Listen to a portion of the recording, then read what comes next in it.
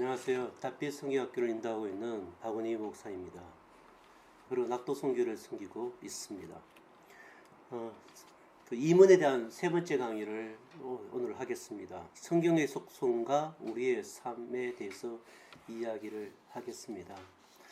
여러분 꼭 책을 읽으시고요. 이 책에 또 내용이 다 구체적으로 있으니까 강의 들으시고 책을 읽으시면 훨씬 도움이 될 것이라고 생각합니다. 여기 표지에 나오는 아이가 저희 막내 딸입니다. 내리감자 은혜 은자 하나님의 은혜가 강같이 비처럼 내리라고 그렇게 이름을 지었습니다. 이슬비 아시죠? 늘어진 비와 이른 비처럼 오시는 하나님의 은혜처럼 하나님의 그 은혜의 비를 먹고 자라라. 그래서 제가 강은이라고 이름을 지었습니다. 이 아이하고 저하고 늘 하는 일이 산책을 하는 일입니다. 제 아내 또 우리 막내하고 산책을 하는데 하루는 이번 주죠. 이번 주에 제가 제 막내하고 산책을 이렇게 했습니다. 코로나 때문에 어디 들어갈 수 없으니까 그냥 공원에 가서 산책도 하고 이렇게 하는데 얘가 꼭 질문을 하나씩을 산책 때 하는데 이번에 어떤 질문을 했냐면 아빠 성경이 하나님의 섰다는 증거가 도대체 어디에 있어요? 이렇게 물었습니다. 그러니까 이게 하나님이 쓴 건지 사람이 쓴 건지 어떻게 아느냐고 저에게 이렇게 물었습니다. 아빠가 어떻게 아냐고. 그래서 그냥 그 아이가 알아듣도록 아주 쉽게 답을 제가 했습니다. 뭐라고 얘기했냐면 누군가가 나에게 편지를 한 통 갖고 왔어. 그런데 이게 너가 보냈다는 거야, 강은이가. 그럼 아빠는 그 편지를 읽는 순간 이거는 강은이가 쓴 거네 알까 모를까? 제가 이렇게 물었습니다. 알지 이러더라고요. 그건 알지 이러더라고요. 왜? 그러니까 아빠는 나를 아니까 그게 내 편지인지 아닌지 알지. 맞아. 제가 이렇게 얘기했습니다. 아빠는 알지. 그 편지를 읽으면 우리 딸이 쓰는 말인지 또 우리 딸이 나한테 했던 표현인지 내가 알고 그 편지를 읽을 때 내 영혼이 반응을 하겠지. 우리 딸이 쓴 거라고 아는 거지. 아빠는 성경을 읽을 때 안단다. 하나님이 쓴 건지 아닌 건지. 왜 아냐면 하나님의 사랑과 또 하나님 그분만이 만이어야 쓸 수 있다라는 것을 내가 알기 때문이지. 그리고 더 중요한 거는 아빠의 영혼이 움직인단다. 하나님의 사랑, 하나님의 영광 앞에서. 그러니까 알지. 그러니까 우리 딸이 그 말이 되긴 되는데 좀 어설프다 이러더라고요. 그래서 제가 뭐라고 얘기했냐면 사본에 대해서 얘기를 했습니다. 우리가 갖고 있는 성경은 여러분 원래 원본이 없어요. 그죠? 다 이제 우리에게 지금 발견되는 거는 이제 카피한 이른바 사본들이 이제 여기저기서 발견되고 있죠. 이사야서 같은 경우는 그 300년 전 이사야서가 발견이 되었습니다. 쿰란에서. 그 히브리어로 된 그 이사야서를 발견하는 순간 학자들이 대단히 관심을 가진 게 뭐냐면 현대의 히브리어 이사야서와 그것도 사본인데 사실은 300년 전 사본의 이사야서는 일치될까 안 될까, 글자가 틀릴까 안 틀릴까라는 것을 궁금증을 갖고 비교를 해봤는데 놀랍게도 1.1획도 그 글자가 틀리지 않았습니다. 그 몇천 년 동안 성경이 변하지 않았다는 것을 우리에게 보여줍니다. 그래서 제가 그 얘기를 우리 딸에게 해줬어요. 그렇게 오랜 세월이 흘렀는데 글자가 변하지 않았답니다. 얘가 놀래요. 자기 학교에서 뭘 하는 거예요? 귓속말 읽기 하잖아요. 근데 틀렸다는 거예요. 애들이 다. 근데 이게 몇천 년 흘러가면 틀리는데 어떻게 그럴 수 있냐고. 그러니까 성경이지. 그러니까 그거는 진짜 과학적으로 말이 돼. 이렇게 제 딸이 웃으면서 얘기를 했습니다. 그리고 제가 굉장히 중요한 말을 하나를 했습니다. 제 딸에게. 강은아, 이 세상에서 강은이를 제일 사랑하는 사람이 아빠지. 아빠인데 그 아빠가 예수님을 사랑해. 그리고 그 보이지 않는 하나님을 위해서 순교를 할 마음이 있어. 그리고 내 인생 전체를 그분께 드려도 아깝지 않다라고 생각을 해. 아빠가 사랑하는 하나님이라면 너는 그 하나님을 믿고 싶지 않니? 인정하고 싶지 않니? 아빠가 읽는 이 성경이 아빠는 무오하고 또 하나님의 영광을 완전히 누릴 수 있는 성경이고 하나님이 주신 책이라고 아빠가 받아들였다면 너는 아빠를 보더라도 성경은 진짜야. 그렇게 받아들이고 싶지 않니? 이렇게 얘기하니까 제 딸이 할 말 없네. 이렇게 얘기했습니다. 의구심이 들었던 게 그 산책에 이제 다 풀린 거죠. 수많은 지성인들, 또 수많은 학자들, 기독교 역사의 그 오랜 세월 동안 많은 사람들이 성경을 사랑했고 성경은 무한 말씀이라고 고백했으며 성경을 통하여 하나님을 만나고 즐거워했으며 평생 자신의 순교의 자리에 성경 읽기를 멈추지 않았던 우리의 믿음의 선배들이 있습니다. 여러분, 사도 바울도 감옥에 갇혔을 때 성경을 갖고 오라고 이야기를 했습니다. 그렇다면 성경은 하나님의 영광을 누릴 수 있는 완전한 권위이며 유일하고 무한 권위인 것을 우리는 확인할 수 있는 것입니다. 성경의 속성 이렇게 책에 다 나와 있기 때문에 제가 짧게 얘기하고 마무리를 짓겠습니다. 성경은 역사성을 갖고 있습니다. 하늘에서 붕 떨어진 것이 아니라 창조 때부터 시작해서 아브라함, 모세 이렇게 수많은 세월에 걸쳐서 성경은 써져 있습니다. 역사성을 갖고 있는 성경이라는 것입니다. 역사성만 갖고 있는 것이 아니라 전진성도 갖고 있는 것입니다. 점점 성경이 기록되면 기록될수록 구체적으로 성경을 통해서 하나님이 얘기하시고자 하는 것이 무엇인지를 드러내십니다. 그게 무엇입니까? 예수 그리스도를 통하여 하나님의 영광을 완전히 누리게 하는 것입니다. 히브리서 1장 1절에서 3절에 이렇게 되어 있죠. 옛적의 선지자들을 통하여 여러 부분과 여러 모양으로 우리 조상들에게 말씀하신 하나님이 이 모든 날 마지막에 아들을 통하여 우리에게 말씀하셨다. 그러니까 성경은 완성이 된 거죠. 그러니까 the end, 영화에 보면 마지막에 the end 그러면 끝이죠, 그냥. 그러니까 성경의 모든 스토리는 하나님의 영광을 주시려고 하는데 이 영광을 누가 완성하신 것입니까? 예수 그리스도의 십자가 부활로 완성하셨기 때문에 예수 그리스도의 등장은 계시의 완성이 되는 것입니다.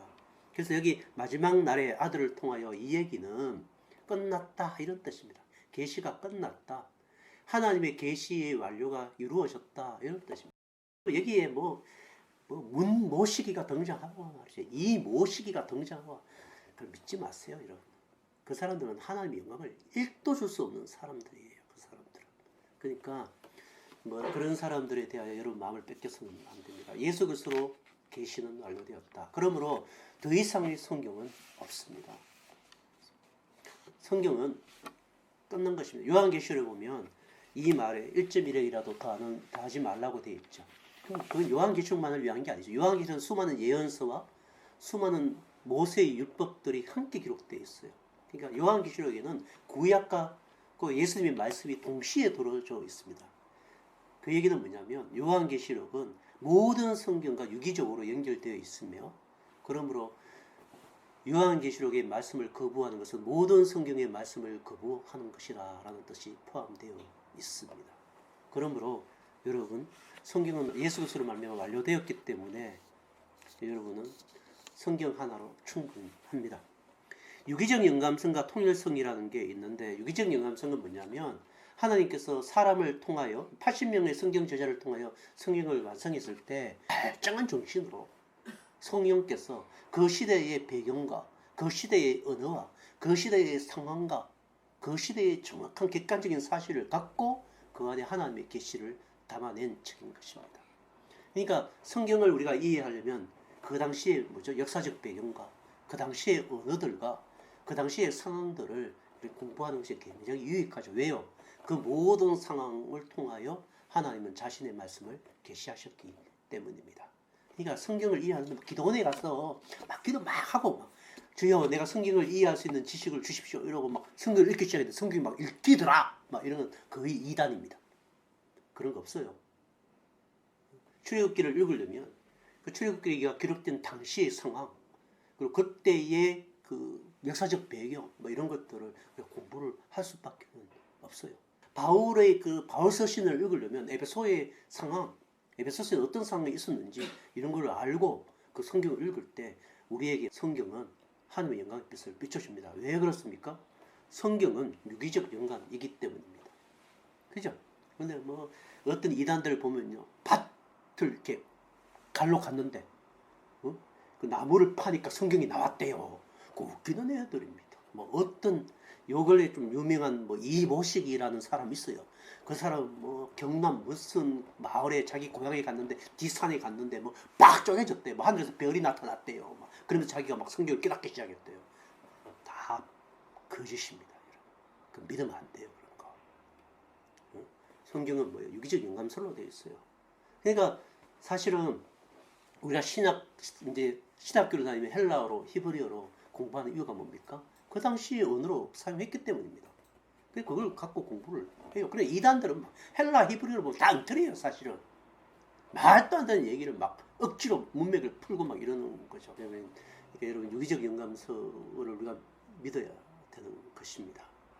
통일성이 있습니다. 통일성은 뭡니까? 다 뭐 창세기를 읽든지 계시록을 읽든지 마태복음을 읽든지 80명의 저자가 썼지만 한 주제를 얘기해요. 뭐 하나님에 대해서 얘기를 하는 것이고 또 하나님이 누구를 보내셨다?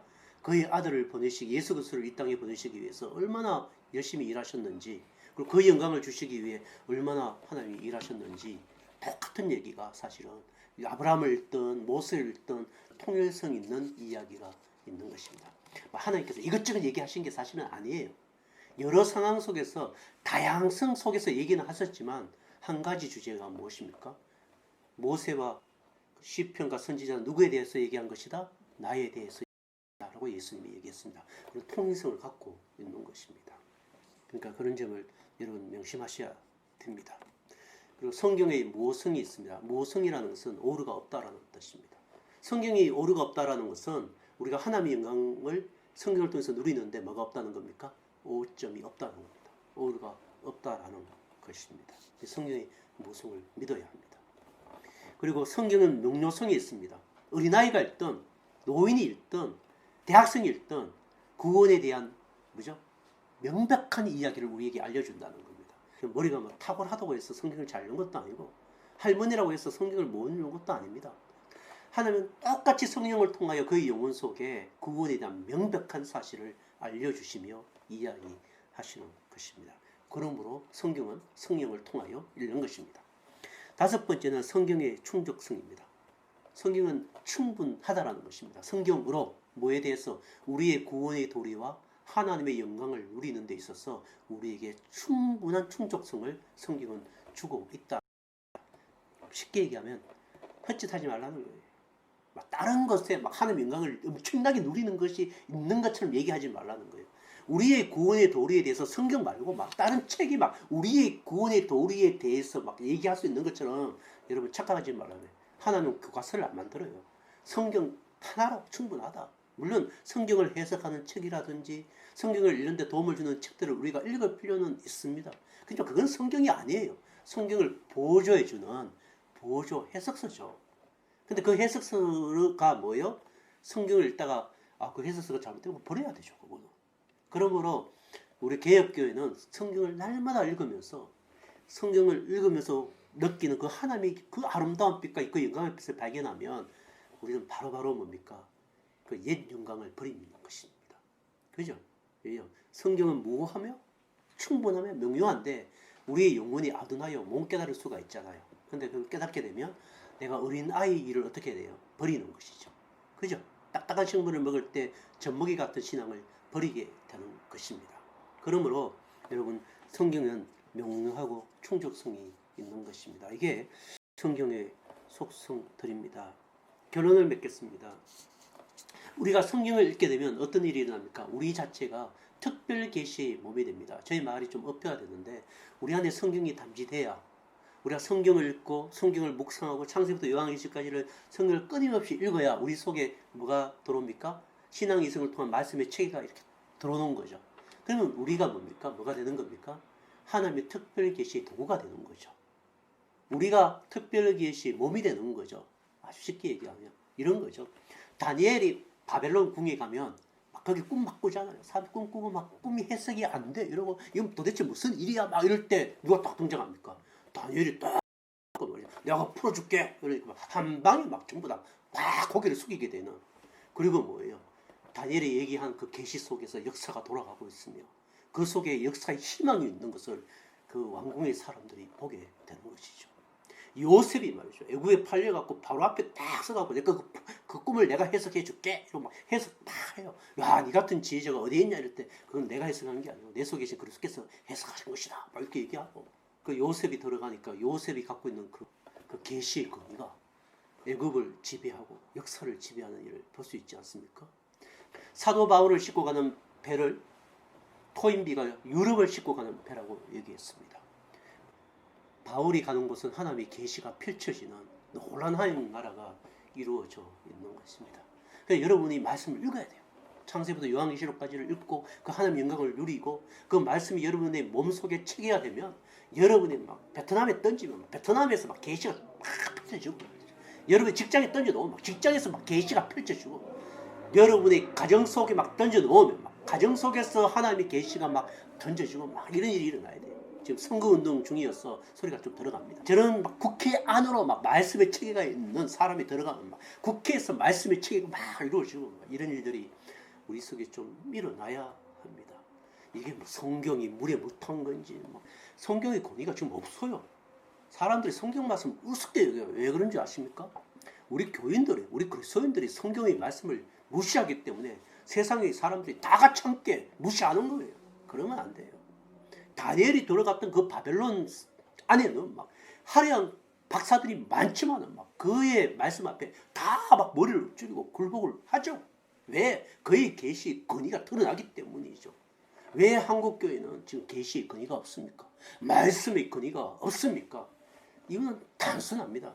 우리 안에 계시가 들어와 우리의 몸이 하나님의 계시 체계가 되지 않았기 때문입니다. 여러분이 들어가면 민족이 변해야 합니다.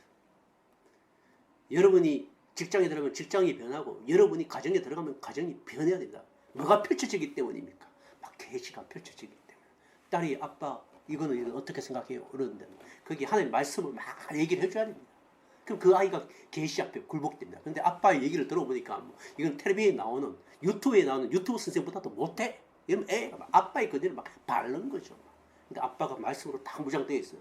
애가 질문하면 막 말씀으로 다 풀어주고 그 유튜브에 안 나와요 그런 거는. 그죠? 그럼 이 말씀이 진짜 맞아 이러면서 애가 부모 말에 팍 거기에 순종을 하는 거예요. 여러분 계시를 하나님의 말씀인 성경을 읽어야 합니다. 말씀 외에는 하나님의 영광을 펼쳐낼 계시가 없고 성경 외에는 하나님의 영광을 누릴 규칙과 원칙이 없으며 약속이 없습니다. 모든 학문은 약속이 아닙니다. 노자의 도덕경은 약속이 아닙니다. 여러분. 노자의 도덕경을 쓴 노자는 죽었습니다.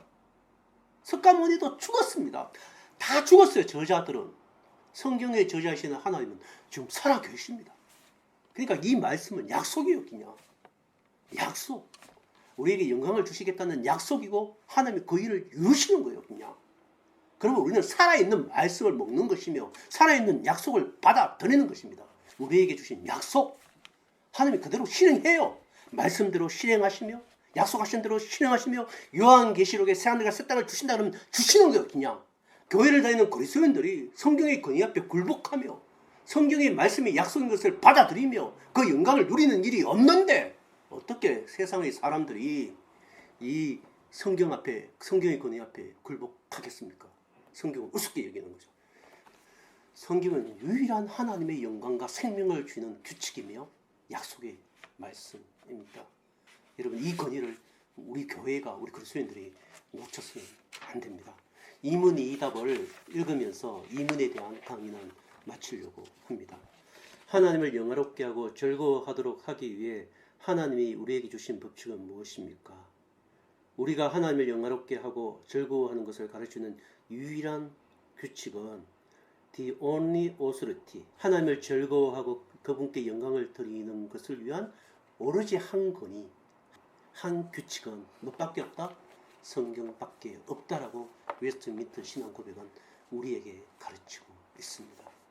사랑하는 형제 자매 여러분, 오로지 이 성경의 권위를 여러분이 마음껏 누리고 그 영광을 마음껏 누리면서 성경이 여러분의 삶 속에 여러분의 영혼 속에 함께 숨쉬고 살아내는 축복된 그리스도의 삶의 여정이 여러분 가운데 이어지기를 축복합니다. 들어주셔서 대단히 감사합니다. 고맙습니다.